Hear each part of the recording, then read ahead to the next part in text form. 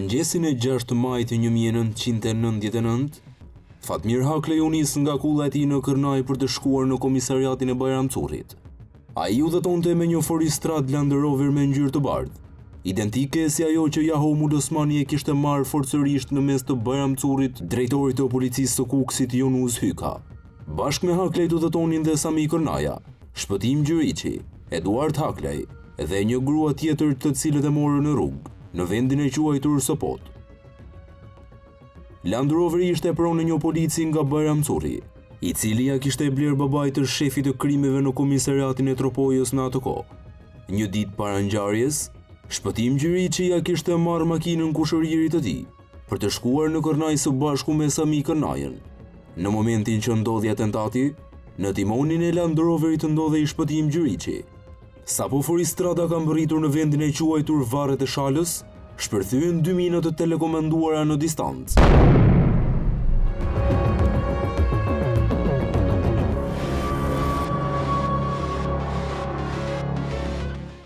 Minat ishin të vendosura në një mur mbajtës anës rrugës dhe shpërthimi i tyre është bërë nëpërmjet valeve të radios së policisë. Si rezultati i shpërthimit, automjeti u dëmtua rënd, ndërsa nipi i Haklejve, Eduard Haklej, mbeti i vrarë. Për fat të mirë, 4 udhëtarët e tjerë mbetën vetëm të plagosur. Nuk kishte dyshim se objektivi i atentatit ishte Fatmir Haklej. Autorët mendonin se me Land Roverin udhëtonte dhe Jaho Mulosmani. Haklej, edhe pse nuk ishte marrë pjesë në rrëmbimin me forcë të Land Roverit të policisë nga Jaho, akuzohej nga atentatorët se ai ishte protektori i Mulosmanit. Sipas tyre, nëse Fatmiri donte mund t'u akthente Land Roverin pas një lloj problemi.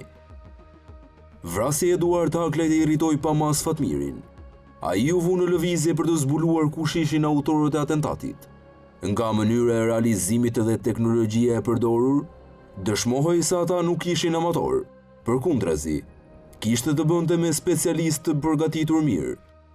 Prova nga ku Fatmir Haklej u nis për të zbuluar atentatorët ishin mbetet e radios së policisë që u përdor për të realizuar shpërthimin.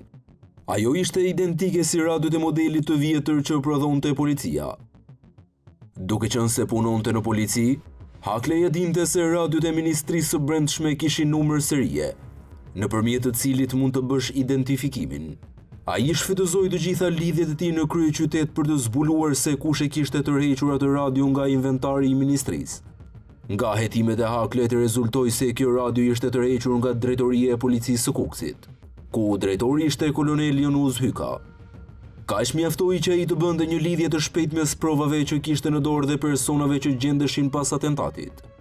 Sipas kalkulimeve të Fatmirit, Yunus Hyka i kishte të gjitha mundësitë që duke shfrytëzuar detyrën e tij dhe mjetet e policisë të transportonte pa probleme nga Tirana në Tropoj jo vetëm minat dhe teknikën që duhej për shpërthimin, por edhe personat që realizuan atentatin. Për të rritur fuqinë e mekanizmit shpërthyes, atentatorët i kishin modifikuar radios nga pas edhe një bobinë, në mënyrë që të ishin më të sigurt.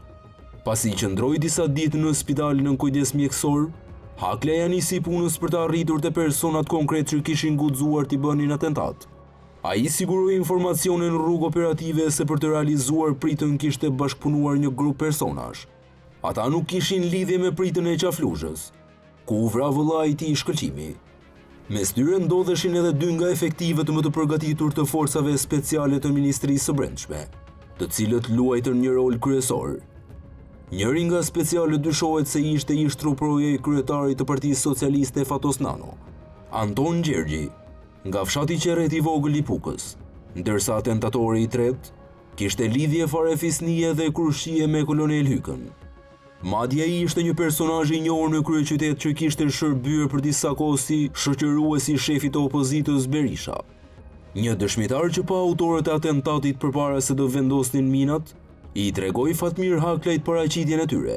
Sipas këtij dëshmitari bëhet fjalë për 3 persona. Ai kishte parë një ditë para ngjarjes, në datën 5 maj 1999 në qafën e Mejdanit duke ecur në drejtim të varreve të Shalës, aty ku ndodhi dhe atentati. Ata mbanin veshur uniforma ushtarake kamuflazhi, gjoksore dhe kalashnikov në duar. Me vete kishin dhe një çantë ku ishin vendosur 2 minat e importuara nga Mali i Zi.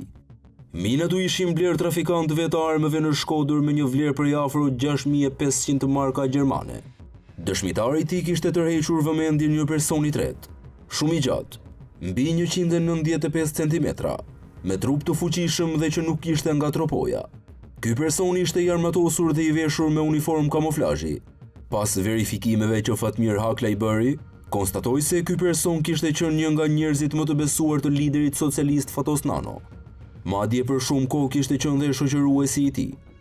Fatmir Hakla ja hodhi paqe edhe nga ky atentat, por tani ai nuk ishte më i paarritshëm. Ishte thjesht një objektiv që duhej eliminuar. Mënyra, mjetet dhe kostoja e atentatit të 6 majit 99 dëshmonin se autorët nuk ishin thjesht hasmi i Haklajve. Ata ishin shumë më tepër se kaq, dhe të aftë për të marrë përsipër një mision që deri ato kohë dukej i pamundur. Më 5 korrik 1999 i njëjti atentat u përsërit sërish. 2 mina të telekomanduara në distancë. Mesazhi për Haklajn ishte i qartë. Për fatin e Haklajt, në atentatin e dytë që u realizuan në të njëjtin vend, atentatorët patën një lajthitje në objektiv. Ata ngatëruan furistradën tip Jeep të Haklajve me furistradën e Gani Kërnajës. Në momentin e atentatit, mjeti drejtohej nga vëlla i Ganiut, Dorim Kërnaja. Bashkë me të ndodheshin edhe 4 adoleshent. Nga shpërthimi i fuqishëm, furistrada u rrokullis jashtë rruge, por udhëtarët i mbijetuan goditjes pa dëmtime të rënda. Pavarësisht lajthitjes në objektiv, realizimi i atentatit dëshmonte qartë se për Fatmir Haklajn kishte filluar numërimi së prapti.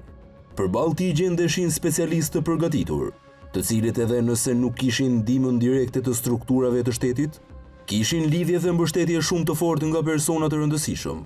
Makineria gjigande e shtetit sapo kishte nisur të lëvizte, dhe kalkulimet tregonin një kundërshtar shumë të fuqishëm nga që kishte parashikuar ish komisari i Tropojës. Për të treguar se ishte ende gjallë dhe kishte situatën nën kontroll, Fatmir Haklaj duhet të jepte goditjen e tij. Vetëm një javë pas atentatit me mina të telekomanduara, vritet kushëriri i kolonel Hykës, Skënder Neza. Ai kishte çuar kryetarin e komunës dhe gjatë kthimit në Bayramçur, po udhëtonte i vetëm. Pas kësaj vrasje, akuzat u drejtuan sërish mbi Haklajn. Më datë 24 maj 99, realizohet një tjetër atentat. Këtë radhë krismët e Kalashnikovëve të Tropojës u dëgjuan në mes të Tiranës. Rreth orës 7:40 minuta të mëngjesit, Gani Neza, kushëriri i afërt i drejtorit të policisë së Kukësit, ekzekutohet barbarisht ndërsa po kalonte me një furistradë Nissan Patrol përballë ish ekspozitës. Ai u qëllua njëkohësisht me breshëri automatiku nga 2 persona, të cilët udhëtonin me një autovetur tip Mercedes-Benz. Autorët ishin pa maska. Gjatë të shtonave u plagos edhe një kalimtar i rastit.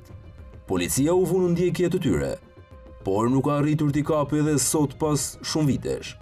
Menjëherë pas ngjarjes, policia e kryeqytetit deklaroi se dyshonte që vrasja ishte kryer për hakmarrje nga Haklajt. Por ky krim që tronditi kryeqytetin vazhdon të jetë ende i pazbuluar. Vrasja e një pasnjëshme e 2 vëllezërve Neza e zgjeroi rrethin e viktimave njëkohësisht edhe të kundërshtarëve të Haklajt.